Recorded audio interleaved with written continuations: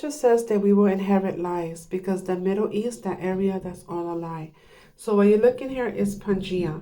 So this is before the flood. You see how everything was connected. So that area that they're telling you is the Middle East, is part of Eurasia. The children of Japhet got that territory. And you see here you have North America, South America, and Africa. That's why you find so many relics in the Americas. They are Egyptian in nature because they were connected. Then during Noah's flood, the foundations of the earth shook and everything got spread out.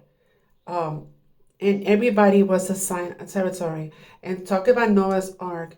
Noah's Ark was built from gopher wood, and that wood is only found in the Americas, Georgia and Florida. So Japhet was given the territory of Eurasia. Ham was given Africa, India, that was their territorial signs. Again, some portions of the America also belong to Ham, which is the east coast of the U.S., Babylon. And Esau killed Nimrod, who was the king of Babylon, and took over. Esau or the European Eurasia colonies. Anyway, okay, and so Shem was given the Americas and Canada. So we were all assigned different locations in the world. So this whole Middle East, there was no Middle East. That was just created. And even the pyramids, I shared videos before how they were creating Egypt over there and where Africa today.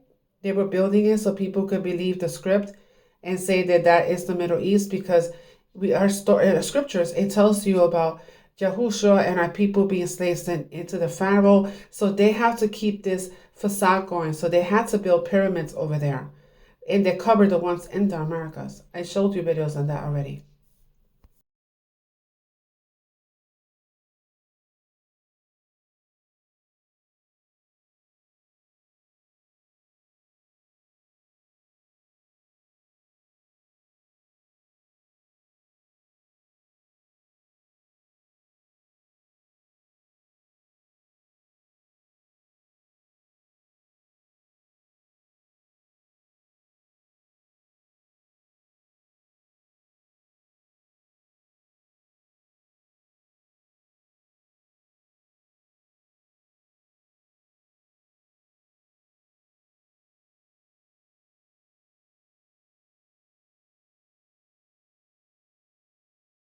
A couple of people from India asked me, John, where do the people from India come from? So I turned to the Adams time chart. Here we've got China down here, Greece, Egypt. Which of the three sons started India? And I found it right over here.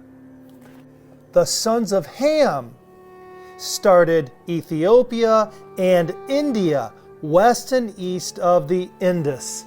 There you have it. The grandfather of India is Ham. Beneath the blazing sun and upon the golden sands of the Nile, mankind embarks on a monumental feat, the first ever construction of a colossal stone pyramid rising proudly from the desert floor.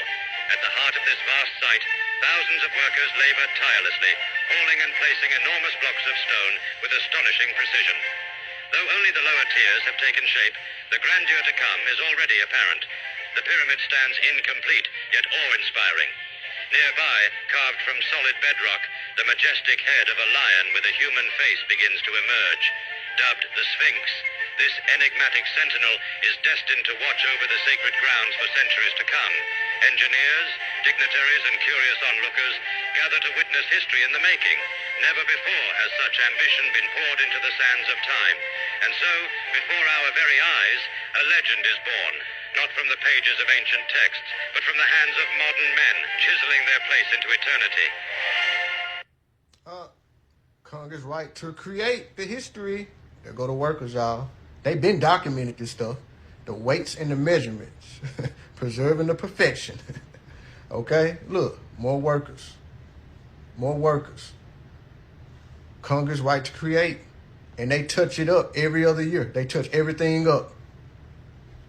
Everything up. They touch it up every other. The territory of Eurasia, you see, is Grand Trattoria, which was erased from historical records, Gog and Magog.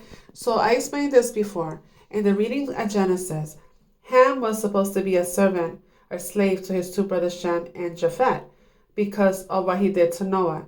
But then Shem broke covenant, and now we had to become bondservants to our brothers Japheth for 400 years. So at this point, Japheth runs everything, runs the territories of Ham and the territories of Shem. But the 400 years are up, and they just don't want to give us back our lands and set us free. So Yahusha came from Shem, and he did not come from Japheth. These are your European nations, the ones that gave the world Christendom and the Abrahamic religions, along with China, the Mongols, the Turkish. They're all the children of Japheth. So they are the ones that gave us these religions that they gave to us. These are your Abrahamic religions. You will find that in the reading of Galatians 4, Hagar, the slave woman, versus the free woman. So we're under that system of that fake Abrahamic religion that got us in captivity and slavery, physically and spiritually.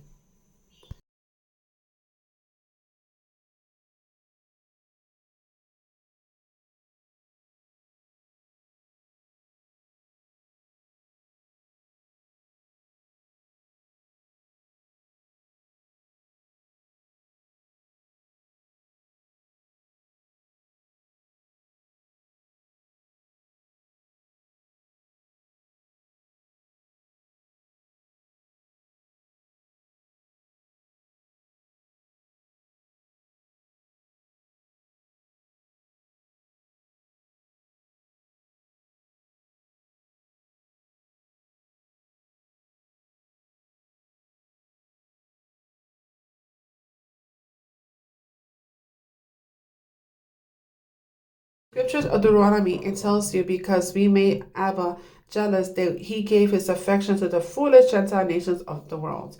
And in the reading of 1 Maccabees, it shows you that King Antiochus, that when he took us into captivity, he made us stop worshiping on a Sabbath day. Our feast days went from feast days to pagan holidays, all of it. And they took our books and burned them, and rewrote them. And anybody that was found with our books, they will kill them. So this is what happened. That's what started Christendom, because they took our books, the book of the law, and they rewrote them. And they made religions, these Abrahamic religions, from our books.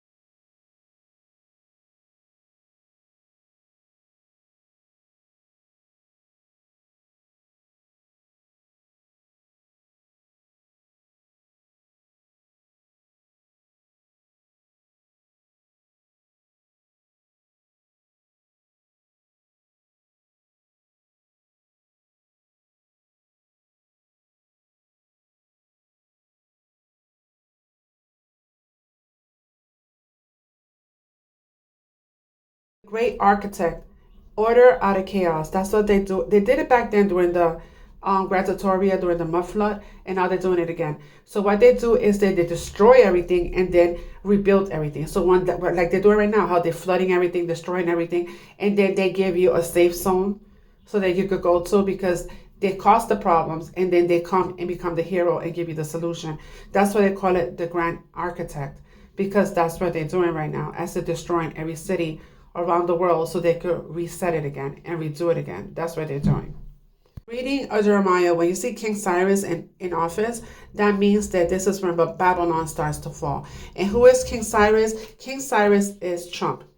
And he is helping the Iranians destroy this country. And the ones that run the system, the matrix system, the Vatican and the House of London, they're Iranians. And we are colonies still to this day under the House of London. So during this reading, you will see that the city, the East Coast, will be flooded. There's going to be a tsunami. It's going to knock out the East Coast. That's because that is where the District of Columbia runs, Washington, D.C. And if you don't know, they already moved it to Denver, Colorado, because they know it's going to be destroyed. That's where the 13 colonies were founded. It reminds me of the prophecy of Ephraim Rodriguez, when he said there was going to be an asteroid coming, hitting the Islas de la Mona and taking out the east coast of the U.S. that happens to be Babylon. And in this reading, it tells you that the governors of Babylon will fight, which they're always doing. The political sides are always fighting, even though they're part of the same bird. and that the great city will be underwater. This is a gematria of Donald Trump. As you can see, I am the angel of the earth. And so these are principalities. They just take on a human form to communicate with humans and to deceive us. And it tells you right here, he is the first horseman, which means to conquer. So he is under the House of London, right? So he is under, like I said, we are the colony still of London. He is the president of the corporation that is America. That's who he is. That's who the presidents always are. And then he works with the Vatican. London and the Vatican work together. And Pope Leo the Lion was gifted a white horse recently. So this is what he represents. You see, he is the first horseman that represents to conquer.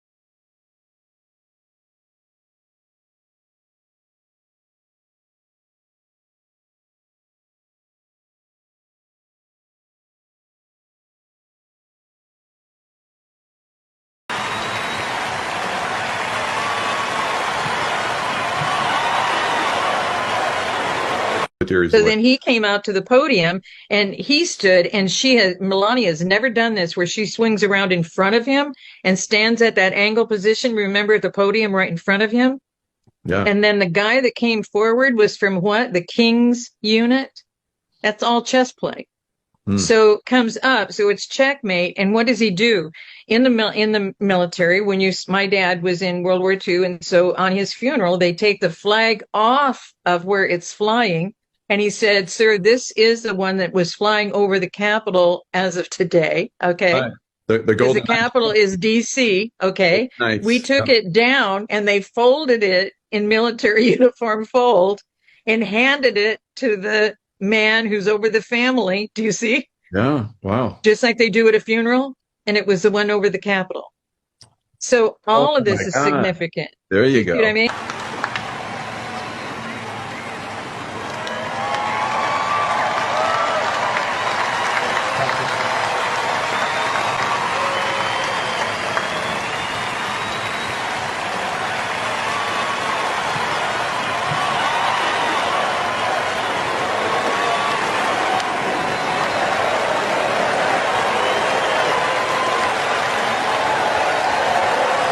Mr. President, on behalf of the United States Army, the Army Golden Knights, I would like to present to you this flag, which was flown over our nation's capital in free fall during the Army's 250th birthday celebration.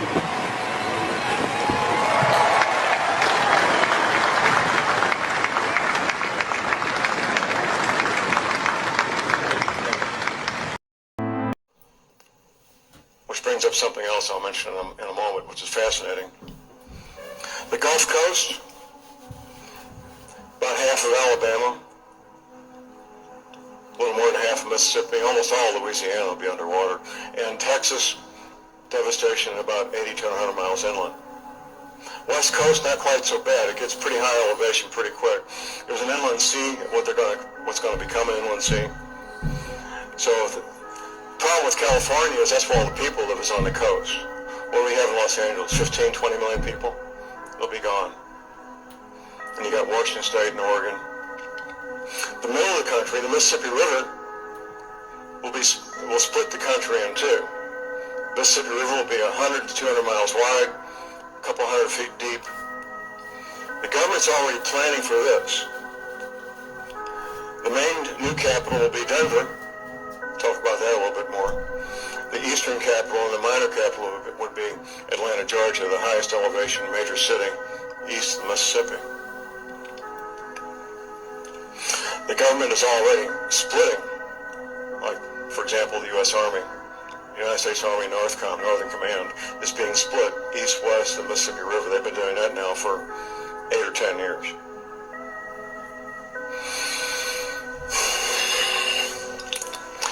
There's a project that I'm working with my listeners on my radio show, and I could not possibly do this by myself. And Florida reminded me of it.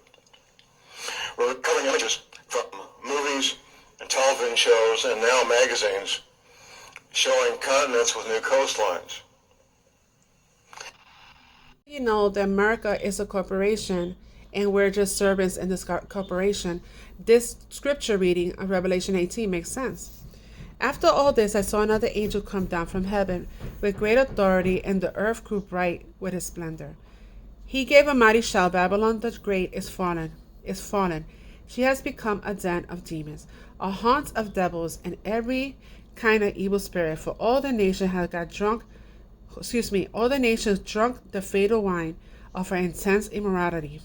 The rulers of the earth have enjoyed themselves, right, with her, and businessmen throughout the world have grown rich from her luxurious living.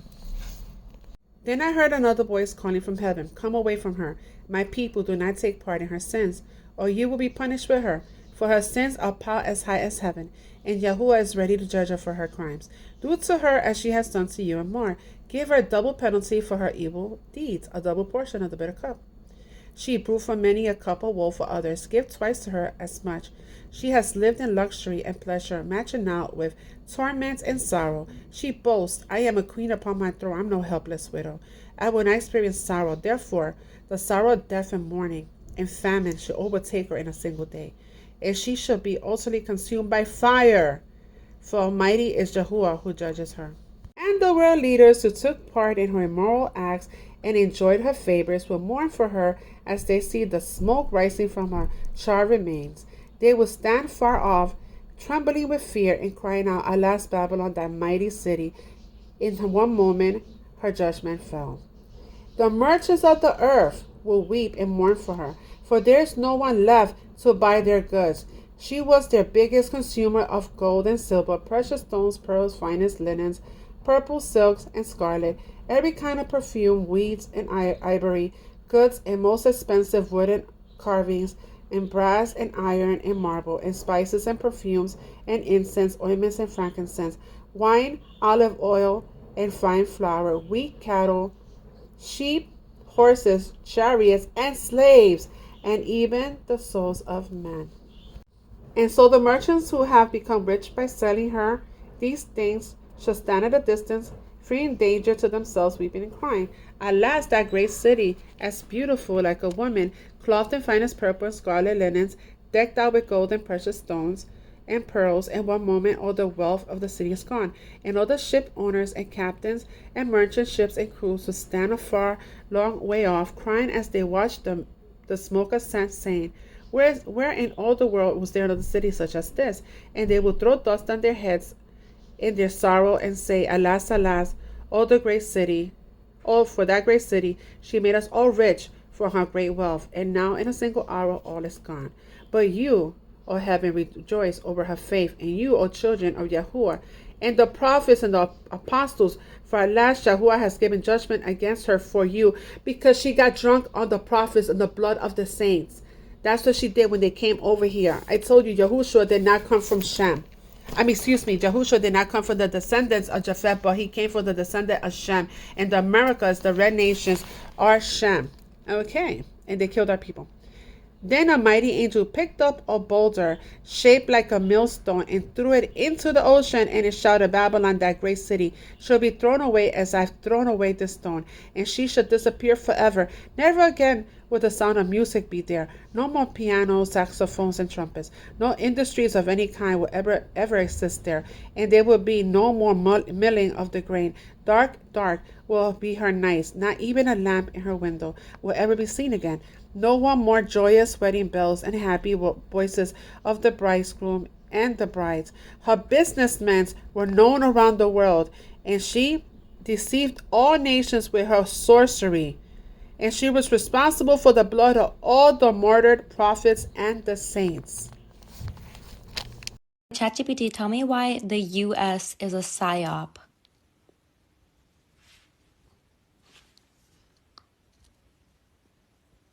The U.S. is the greatest psyop of all time. A country that doesn't function like a country. It functions like a corporation, a reality show, and a social experiment all at once.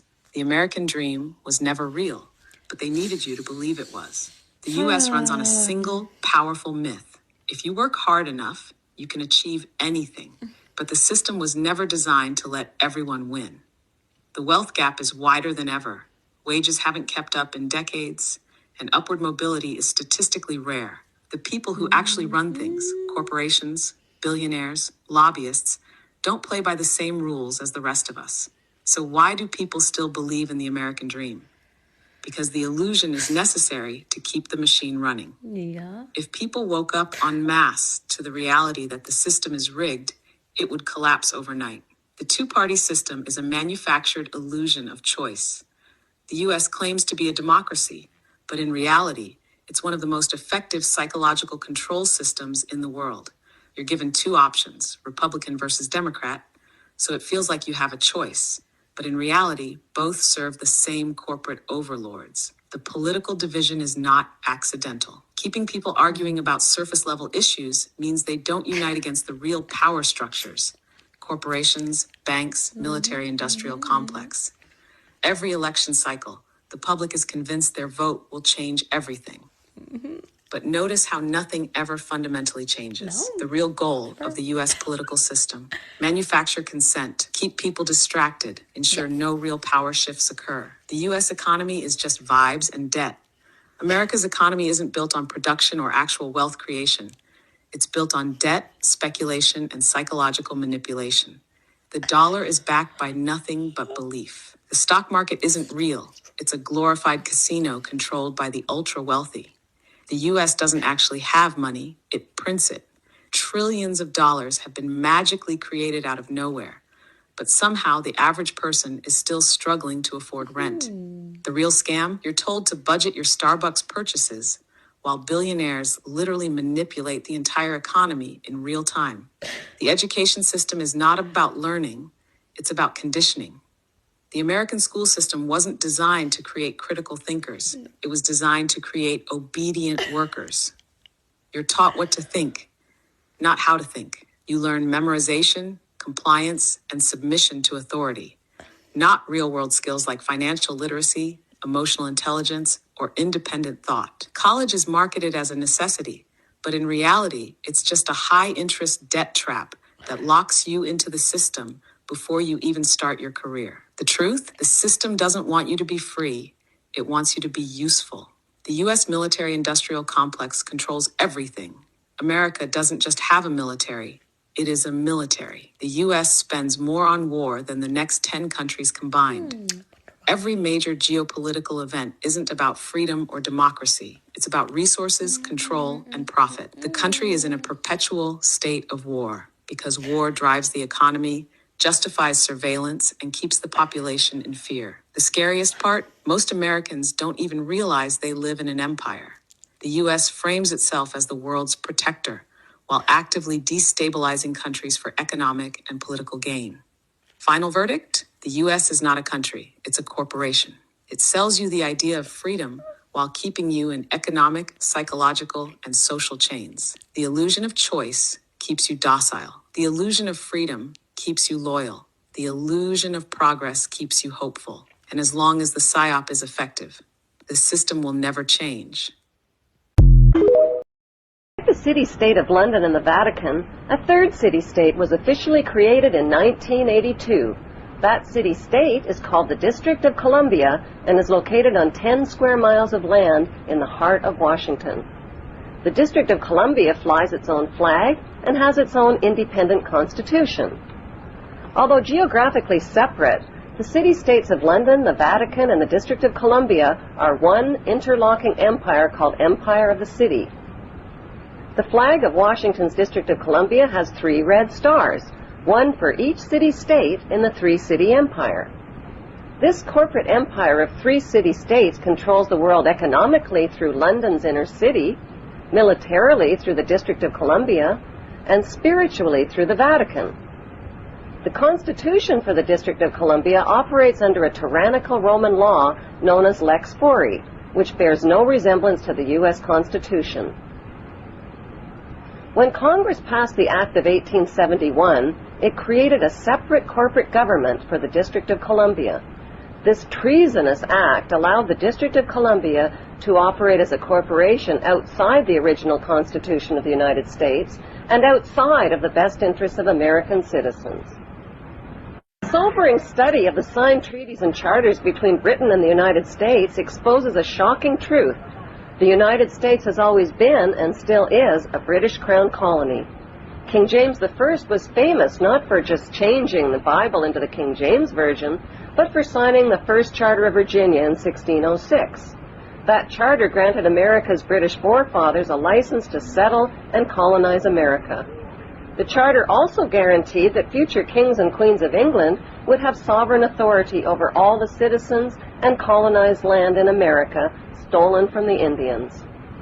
After America declared its independence from Great Britain, the Treaty of 1783 was signed.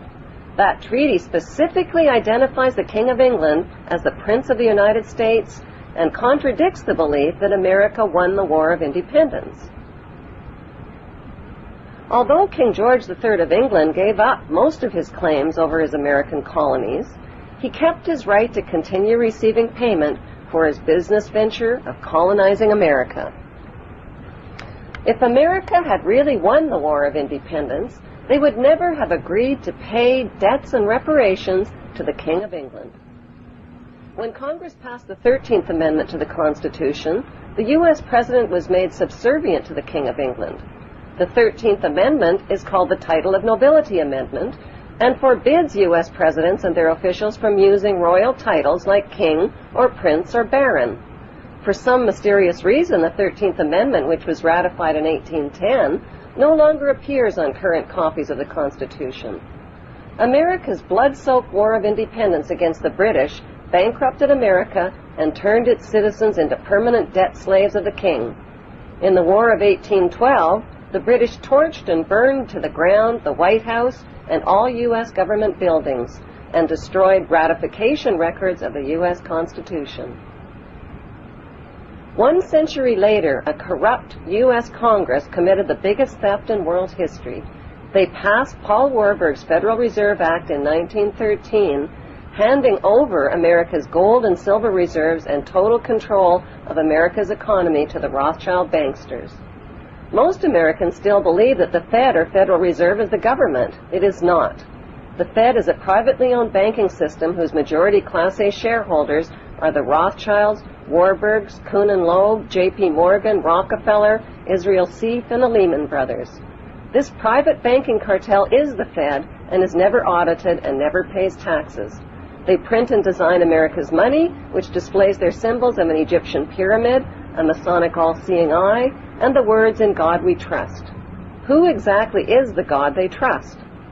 They also collect American taxpayers' money through the IRS. Then they loan it back again with interest to pay for roads, bridges, and other public. Most U.S. citizens believe that the United States is a country and that the President is the most powerful man on earth. The United States is not a country. It is a corporation, and the President is President of the corporation of the United States. He and his elected officials work for the corporation, not for the American people. Since the United States is a corporation, who owns the corporation of the United States? Like Canada and Australia, whose leaders are prime ministers of the Queen, and whose land is called Crown Land, the United States is just another Crown colony. Crown colonies are controlled by the empire of 3 city-states. At the center of each city-state is a towering, phallic-shaped stone monument called an obelisk that points skyward. In D.C. city-state, the obelisk, known as the Washington Monument, was dedicated to Freemason George Washington by the Freemason Grand Lodge of the District of Columbia. The Secretive Brotherhood of Freemasons laid the Washington obelisk's cornerstone in 1848 and contributed 22 Masonic memorial stones. 250 Masonic lodges financed the Washington Monument obelisk, including the Knights Templar Masonic Order. At the heart of London city-state is a 187-ton, 69-foot-tall Egyptian obelisk called Cleopatra's Needle. It was transported from Egypt and erected on the banks of the River Thames. In Vatican City, another Egyptian obelisk towers high above St. Peter's Square. So I saw a video about the back of the $20 bill. So I don't let me zoom in. And they were saying it looked like somebody hanging. But if you look up here at the pillars, who the fuck are they? Who are they? Those are not pillars. Those are faces. People. Who are these people? Who are these people? I do find interesting is that when 30,000 Ukrainians sought asylum here in the city of Chicago, nobody said a mumbling word. But all of a sudden, indigenous people who are trying to get to a land that was robbed from them through colonization, they want me as a black man to be mad at them? You gotta be out of your freaking mind. The United States government is offering you a piece of land of your own. We have our own land. No, it's not yours. It's the U.S. government's. Did they buy it? No. Did they trade for it? No, it's not like that. Then how can they own it? He has a point.